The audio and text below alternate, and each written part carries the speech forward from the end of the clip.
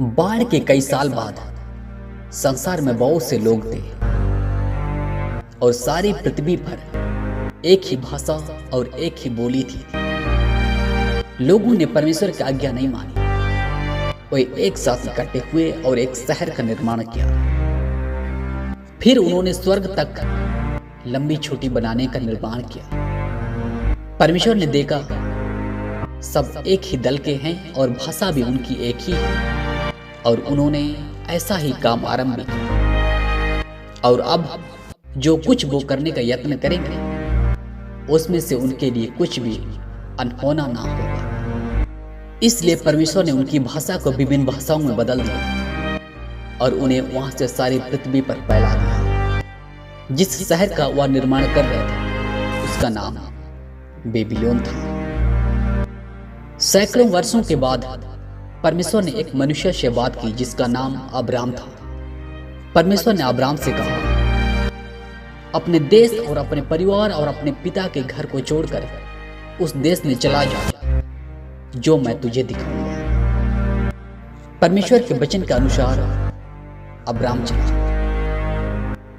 इस प्रकार अब्राहम अपनी पत्नी सराय और जो धन उन्होंने इकट्ठा किया था और जो प्राणी उन्होंने हारान में प्राप्त किए थे सबको लेकर कनान देश में जो परमेश्वर ने उसे दिखाया था जाने को निकल चला। अब्राहम वहां बहुत वर्ष रहा। फिर परमेश्वर ने अब्राहम के साथ वाचा बांधी। परमेश्वर ने अब्राहम से कहा, अपने चारों ओर देख, क्योंकि जितनी भूमि तुझे दिखाई देती है उस सब को मैं तुझे और तेरे वंश को दूंगा।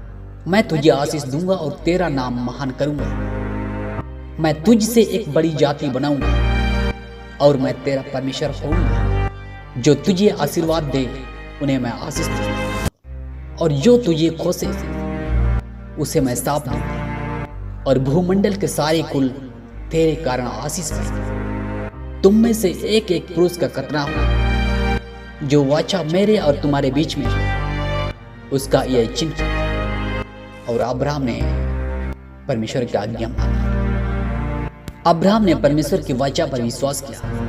परमेश्वर ने घोषित किया कि अब्राहम धर्मी है क्योंकि उसने परमेश्वर की वाचा पर विश्वास किया है। परंतु एक समस्या थी।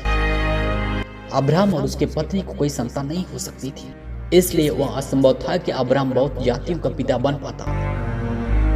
लेकिन उन्होंने धीरज रखा और उस वादे के अनुसार जो परमेश्वर ने उनसे किया था विश्वास किया।